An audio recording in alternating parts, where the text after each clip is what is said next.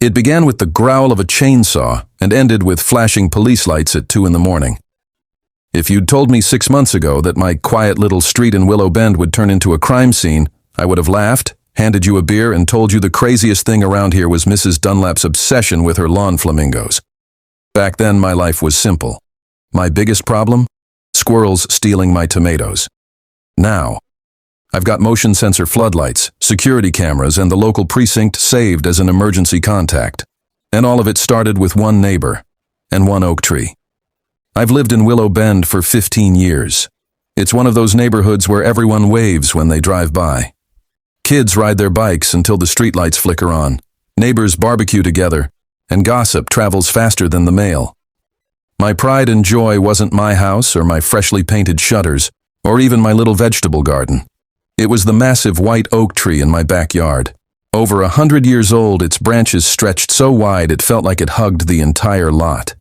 My dad used to sit under that oak with me when I was a kid. He'd say, "Son, trees are the best neighbors you'll ever have. They don't borrow your tools. They don't throw parties at 2 a.m., and they sure as hell don't care who you vote for." He was right. That oak was steady, strong. It had seen storms come and go, shaded every barbecue I'd ever thrown, and cradled every dog I'd ever owned. It wasn't just a tree. It was family. The first time I met Nanlaire, she had just moved in 3 houses down. She walked over, that stiff smile plastered across her face. The kind of smile that doesn't reach the eyes, like she was chewing something sour and didn't want to spit it out. She pointed at my mailbox. "That doesn't meet HOA standards," she said, as if she were doing me a favor. I nodded politely. "Thanks, I'll look into it." Then I promptly forgot she existed. That week, she filed complaints against 3 different neighbors. One because their trash can was visible from the street, one because of a basketball hoop that had been there since the Clinton administration, and one for wind chimes. Yes, apparently the unnatural harmony of chimes was offensive to her. People laughed it off. I figured if I kept my yard neat, she'd have no reason to bother me. I had no idea what was coming. It was a Tuesday morning in April. I was in the middle of a Zoom call when I heard it. That distant mechanical hum. At first, I thought city crews were trimming street trees, but the sound kept getting closer, louder. I muted my mic, stepped outside, and froze. There she was, Nan, in my backyard, with a gas chainsaw almost as big as her ego. She was digging into my oak tree, chips of bark flying, the chain grinding deep. I shouted, "What the hell are you doing?" She didn't even flinch. She just looked up, tilted her head like I was the intruder, and said casually, "Oh, good morning, Miles. Just handling the tree issue." I stormed closer. "Tree issue? That's my tree, on my property. And you're trespassing, with a weapon." She smirked. According to HOA bylaw 48B, trees over 35 feet must be reviewed for storm safety. This one's at least 40. I nearly lost it. First off, that bylaw doesn't exist. I've read the manual. Second, you don't get to play lumberjack in my backyard. And then she dropped her bombshell. "I'm the new HOA president. You'd know if you actually came to meetings." I wanted to laugh in her face. Later, Glenn, the real HOA president, confirmed it was all a lie. She wasn't president. She was barely clinging to the landscaping committee. But in that moment, she strutted out of my yard like she owned the world, promising I'd hear from her soon. And oh, I did. The next week, I got a letter. Official-looking HOA letterhead. A violation notice. According to her, I owed a $500 fine plus $100 for every day I failed to remove the oak. The letter was signed President Nanlaire in cursive so big it looked like a child's science fair project. I forwarded it to Glenn. He called me chuckling and said, "She's not president."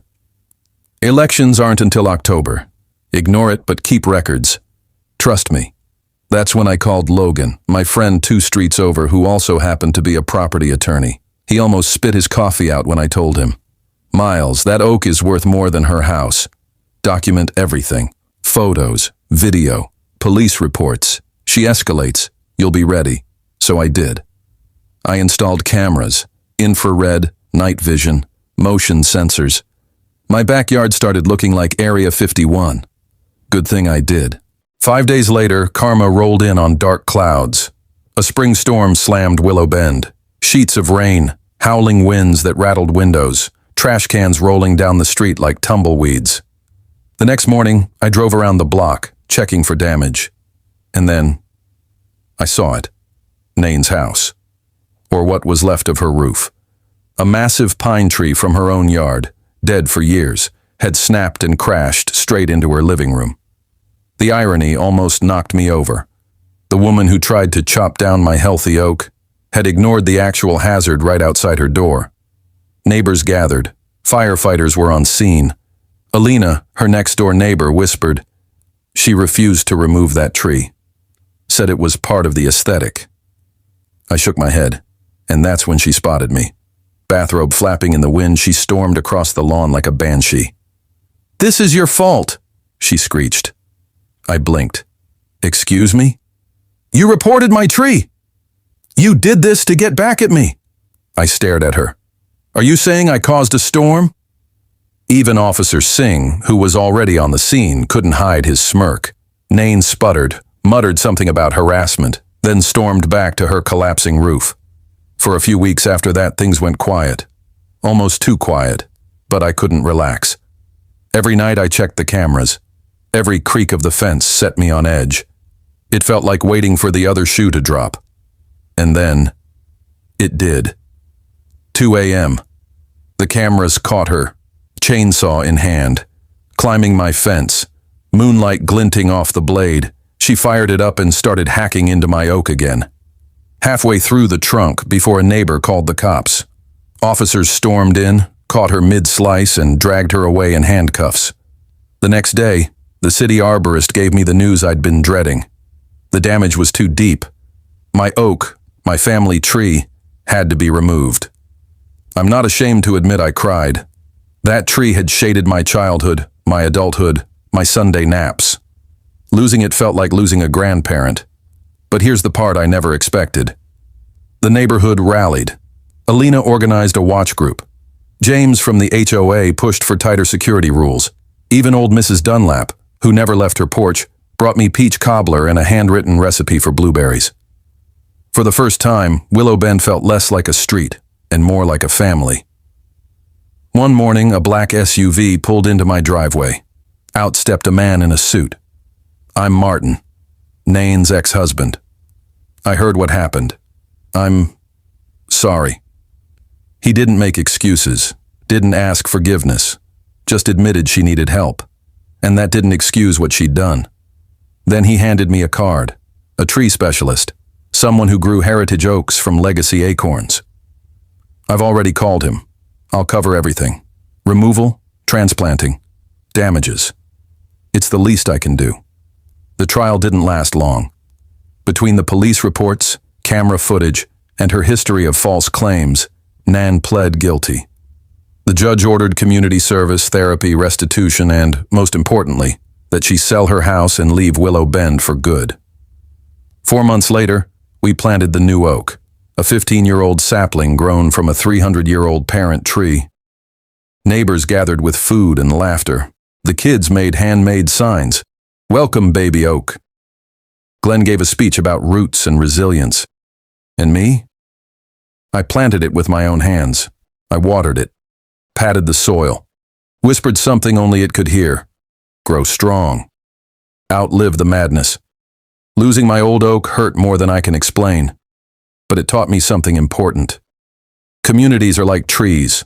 Their strength doesn't come from one branch or one trunk, it comes from roots. Roots that run deep, bind together, and hold steady against the storms. A feud, a storm, even one neighbor's madness. None of it can topple a street that chooses to stand united. So let me ask you, if you were in my shoes, what would you have done? Pressed charges, waited for karma, or tried to find another way? Because in the end, the way we handle conflict says more about us than the conflict itself.